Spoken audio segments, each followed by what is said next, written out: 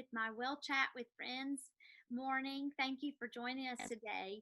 And we're bumping along April, and it seems like it should be maybe December by now.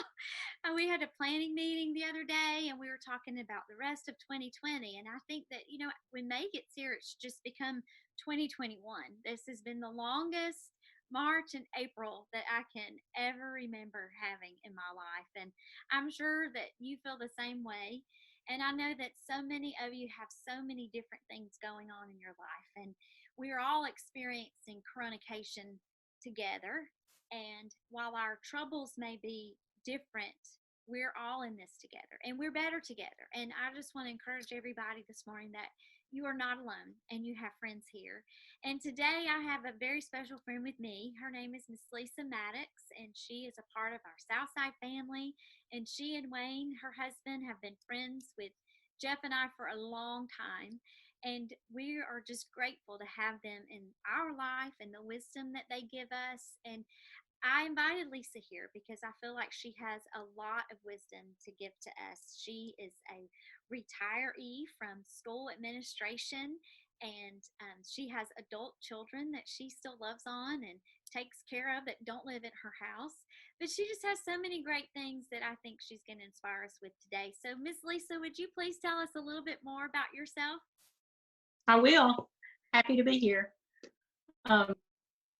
Wayne and I have been married for this July will be 29 years, and we have 3 children, 3 grown children and 2 grandchildren.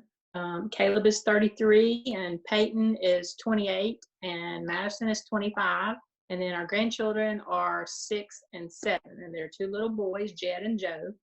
And like you said, I'm retired.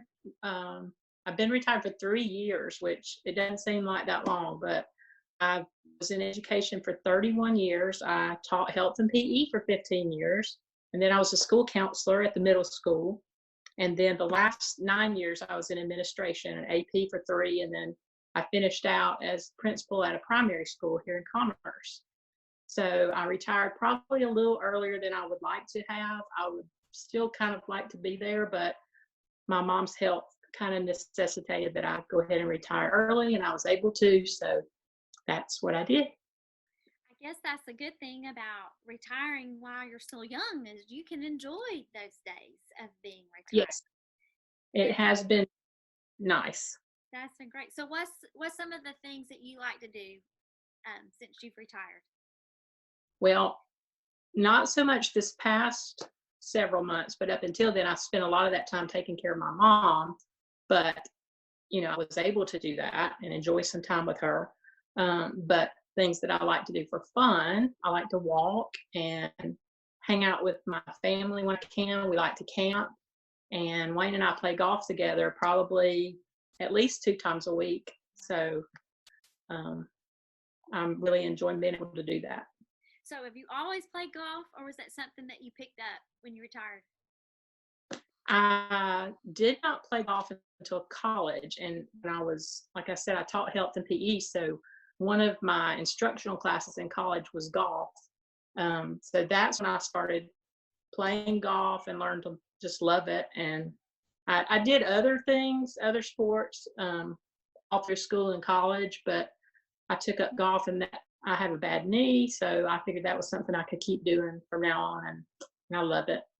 If you ever get brave and want to teach me to play golf, I'd give it a try. Oh, I'd love to. It sounds like, I don't know, if I could get over the fact that I probably would not be good at it, I would enjoy being outside, and it seems like it would be a quiet sport and you could just enjoy the great outdoors a little bit. It is. And you have to, even if you've been good at other sports, golf is different. And so it's hard. So, I don't do it because I'm good at it. I just enjoy it. So.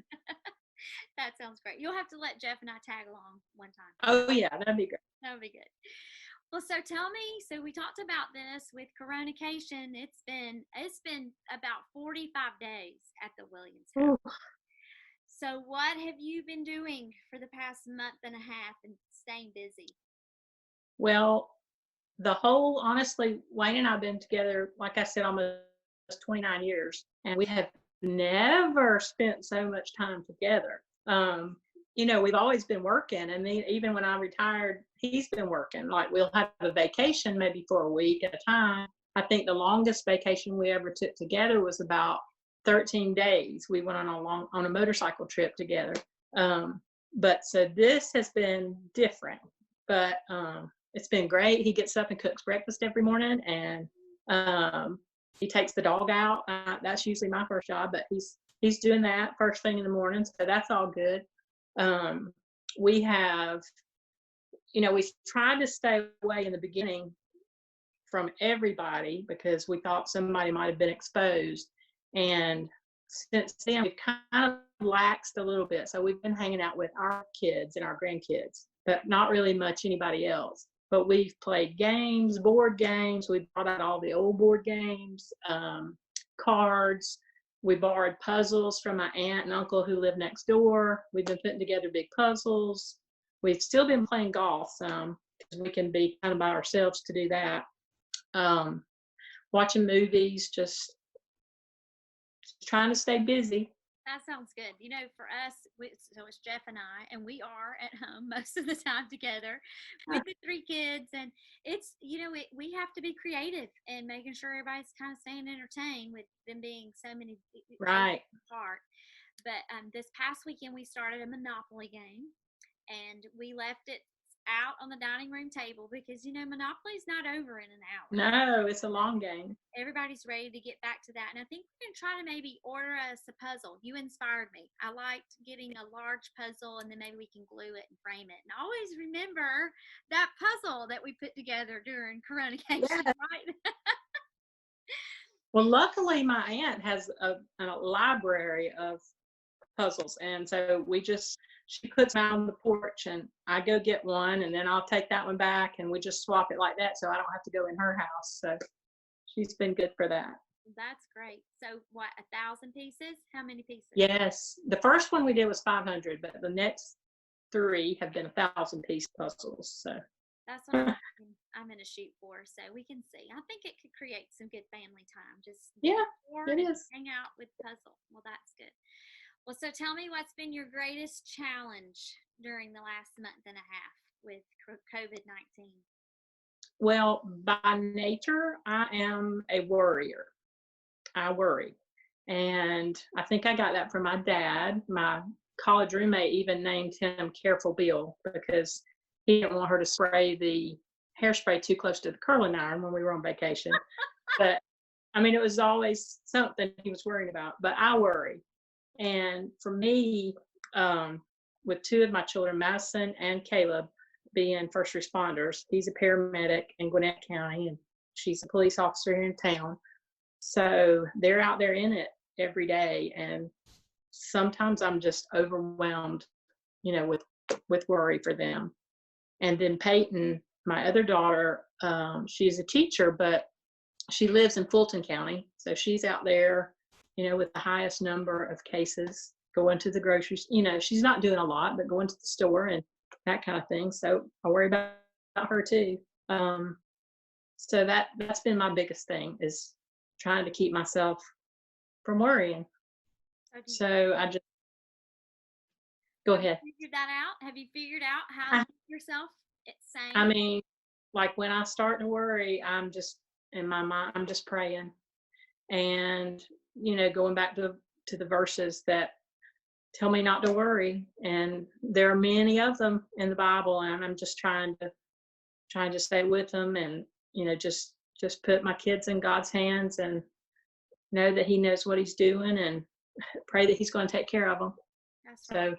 That's right. Today this time has really taught me a lot about searching the scriptures and knowing them and giving them back to the Lord. And He gives us, there are 365 verses about not fearing and God's word. So I think He knew that we would probably struggle with that.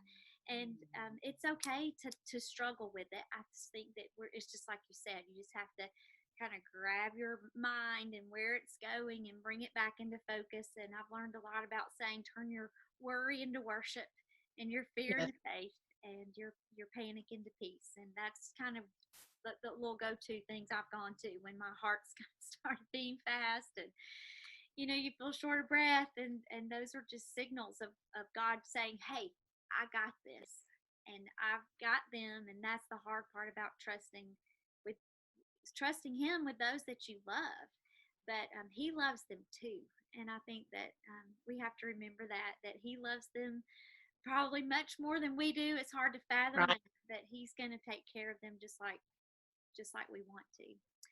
Well, you talked a lot about a lot of different roles in your years of education. Did you have a favorite role? I really cannot say that I did have a favorite role. At that season in my life, I think, every one of them was perfect. And all of my roles were not, I think I would have a hard time just having a classroom and just having those. I mean, I know it would be great to get to know that group of kids so well, but in each role that I had all the kids. And so I got to know all the kids, and I got to watch them grow, from when I taught health and PE, I had a span of 6 grades, and I taught all the kids every year. So I knew, 550 kids at a time, and I got to watch them grow up. And then I got to follow them as they went through high school. And then as a counselor and an administrator, I got to know all the kids and all their families. And so I can't really say that one of them was my favorite, because I loved all of them. That's good. That's kind of I feel like where Jeff and I are, being able to be lead pastors here at Southside. We want to love on everybody, and it's been this has been so hard for us to be away Yes. from everybody. And I probably have shared this before on a well chat, but when we watch those services and everybody's name on Facebook starts popping up, and my heart just melts because I miss my hug. I miss being able to catch up and see how everybody's doing, and I can't wait till we're all back together. But I love how you put that, and being able to be a part of all of their lives and to know all of them and not just one little cluster of kids. And I know that they were blessed to have you as their teacher and their administrator. Well, tell me one of your favorite parts of being a school administrator, because that does sound like a very heavy job, a lot of responsibility. It is. And there were a lot of hard times in that job, but my favorite part of doing that was knowing the kids and meeting their families. And one of the best parts of my day was that I got to start the day off in the cafeteria. I would stay out front for a while and unload the car, and that way I would get to greet the kids as they came in, and I get to see their parents and kind of see where they were coming from. But then after they were in the building, I got to go spend some time in the cafeteria with them, and just sit with different ones of them while they were eating their breakfast, and talk to them, and just getting to know them that way. And kids are so, I was a principal at a primary school, so those kids will tell you anything and everything. And a lot of things probably their parents would rather they not tell, but they do. They tell it all, but they are so honest. And one of my favorite stories, I shared it on Facebook 6 years ago, and it popped up as my memory just the other day. But I just happened to overhear two children talking to each other. They weren't talking to me, but they were talking about Easter. And one of the kids was talking about, the Easter bunny and Easter eggs and the egg hunts and all of that. And the other little kid sitting with her said, well, that's not what, Easter is really about. It's about Jesus dying and coming back to life. And I was just sitting there thinking, these are kindergarten and first graders, and that little girl gets it. She understands it. And she was sharing her faith right there in the cafeteria at ages 5 and 6. So that's my favorite part, is just getting to know them, be around them, and just, I just miss that. That's awesome. And I have a sweet friend, and she's not teaching anymore, but she would always say that she would tell her parents, listen, I'll believe half as much as they tell me if you'll believe half as much as they tell you. And I think Yes, that's a good trade-off, because I know I have one it is. that definitely has no filter, and I can't imagine what she shares at school with her teachers. But and that is so sweet. And we just think about what potential they have inside of them. And I know for me, I have so enjoyed these days of homeschooling my kids. We did that for several long years. We homeschooled Ainsley through the 10th grade and Amory through the fifth Wow. grade or through the fourth grade. But Abigail, she never got to homeschool. So for me, this has been a really sweet time. And I am one of those crazy moms who, when she opens the door every morning to get out of the car, I feel like part of my heart goes with her. And I can't wait to be back together with them in the afternoons and evenings. So I've really enjoyed this time because I feel like it's something that I missed. But you are one of those people, those influencers that were with our kids much longer than we have sometimes with them in our homes. And I would just like for you to share some encouraging words to the moms that may be sitting on the other side of that screen, that it's not easy. It is not easy homeschooling. I think, I'm the janitor, I'm the lunchroom lady, I'm the teacher, I'm the principal. You're like all these hats coming on and off really quickly. And they think we're so smart. I mean, Amory will ask me questions. I'm like, what? He's like, well, you should know what that is. And I'm like, well, just because I'm older doesn't mean I know everything, but they do. They think you should have all the answers and you feel a little inadequate. But, what kind of encouragement would you give to these moms as they are spending a lot of hours now with their kids?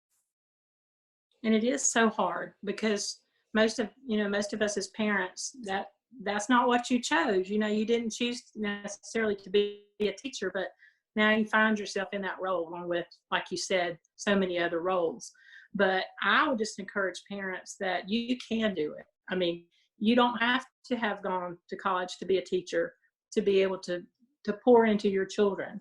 And I would encourage you to reach out to their teacher when you're struggling, because they don't mind talking to you and helping you through this. And I would particularly want parents to know, you don't have to be perfect. And the meat of the curriculum for this year had been covered by the time our kids got out. And most of the remaining time for this year, they were going to be spending doing review and testing and testing and testing.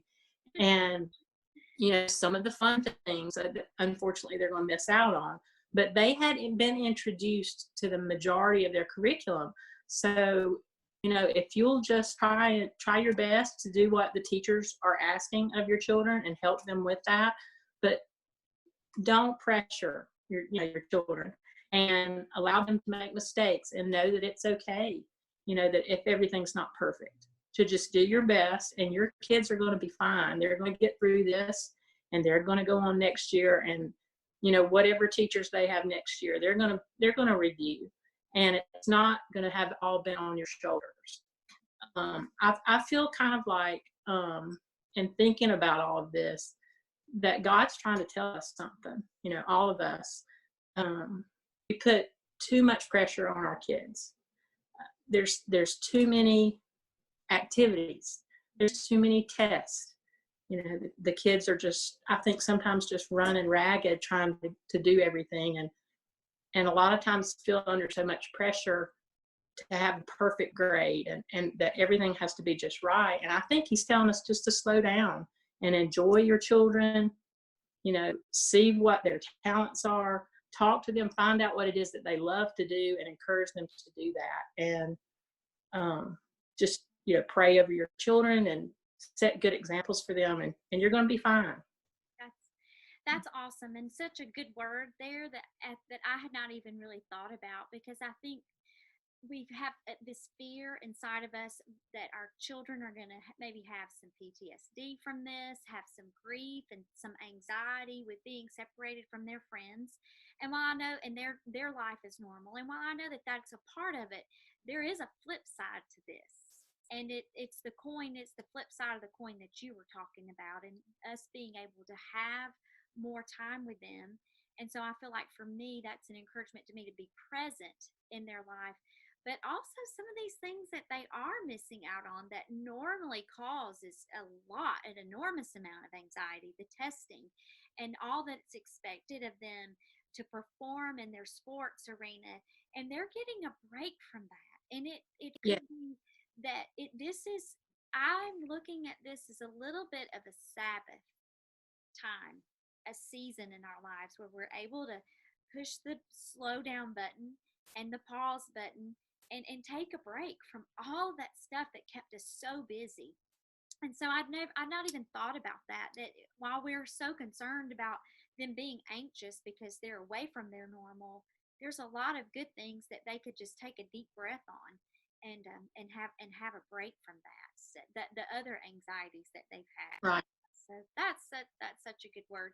Well, something that we didn't even talk about, but I want to move into some of your other seasons of life that you've experienced over the last few years. And one I didn't mention, and so this, I don't think it'll catch you off guard, but you talk about your 3 adult children, and I have one that's 20, and I don't know when she's going to fly the coop. Mine will fly out slower, I think, than yours did. But how have you handled that season of your life, you and Wayne, with those 3 children that you poured every bit of your life into, and they've flown out of your coop? How's that been for you? It's been a new kind of a new normal, but it's good. Like I said, I'm a worrier, so I tend to kind of worry about everything, and Wayne is the opposite of that, and so I think we balance each other out pretty well. Luckily for me, all of my kids are still close. None of them, Peyton is an hour away. The other 2 are right here in town, so I do get to see them very often. And if I don't see them, I talk to them on the phone every day. So we still are very close and very involved in their lives. But it's also it's a good time for Wayne and I. When we met and got married, I already had Caleb. He was already a part of our life, and so honestly, we never had a time that we were alone. We had an instant family from the time that we got married. And so it's been a good time for us to just get to know each other better and share time together and, grow together with the Lord. And so it's been good. That's awesome. Because some people, I don't know how they, it can be a good situation or it could be bad. And I think that it's not that I look forward to them leaving, but there are some things that I look forward to. I look forward to seeing them put a family together. And I think you've got 2 grandbabies. I mean, that's I got do. to be a very sweet icing on the cake kind of blessing. But then to have that time together, that you and Wayne alone, and be able to grow again in one another and your relationship together. Well, I know that it's crazy, isn't it? How your kids are flying the coop, and then you have your parents who you're taking care of. And I know that has been a sort of a difficult season for you. And you even talked about that, alluded to it a little bit about making that decision to go ahead and retire so you can take care of your mom. And I think as we're growing up, we don't think about that. We don't think about getting older and then having to take care of our parents. But let us in on reality on what that looks like. Well, the way you said, I mean, it did happen that way for me. It's, as soon as Madison graduated college, he was the baby, and she moved out of the house and she went to work. Immediately, my mom was needing more and more attention. My mother has Alzheimer's, and she was living by herself as long as she could. But after a year of my children all being out of the house, I was taking care of my mom, and we did end up moving back in with her and taking care of her in her house. But up until that time, when I was still trying to work, I was having to go down there every day. I was having to make sure her meals were taken care of. I was making sure all her bills were paid. So I was immediately thrown into taking care of her instead of my children. And it's hard. And you don't think about that. I knew it was kind of in the back of my mind because I saw it with my grandmother and my mother. So I always, I guess, knew it was a possibility. But when it came, it came, and it came fast. And, it's hard. And it came to the point where last December that it was really more than we could do. And so we made the decision to put her in an assisted living home. And you just, even though some things get easier, some things get harder because you just have this guilt that you just feel. And you ask yourself, could I have done it longer? Did I do the right thing? Is this the right time? I mean, there are just so many questions that just go through my mind every day. And I know so many, our friends are going through the same thing. And it's just, you just have to tell yourself or ask yourself, your parent, when they were in their right sense of mind, what would they want for you? And then that they would want you to be able to spend time with your family and spend time with your husband and enjoy your grandchildren. And they wouldn't want you spending every waking moment taking care of them.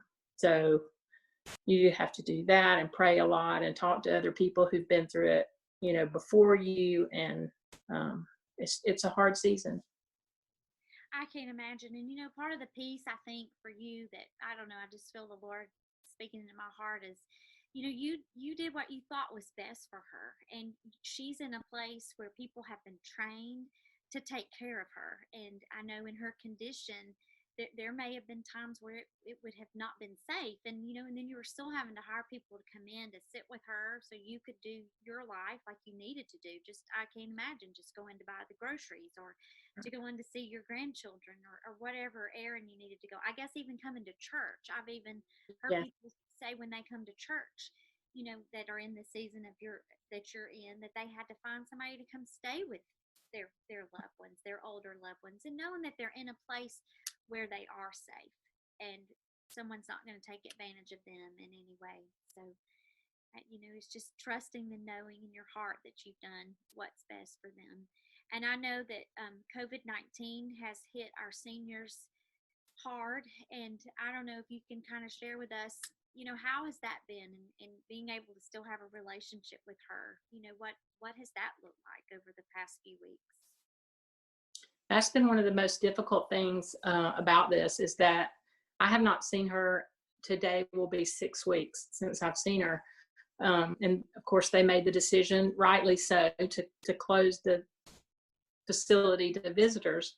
But with her state of mind, it's harder for me. Some people are visiting like through the window or FaceTiming or talking to them on the phone. And I've tried to do those things. But we came to the decision with the caretakers there that for her, it's better for me not to do that. It's not better for me because I don't get to see her, or get to talk to her.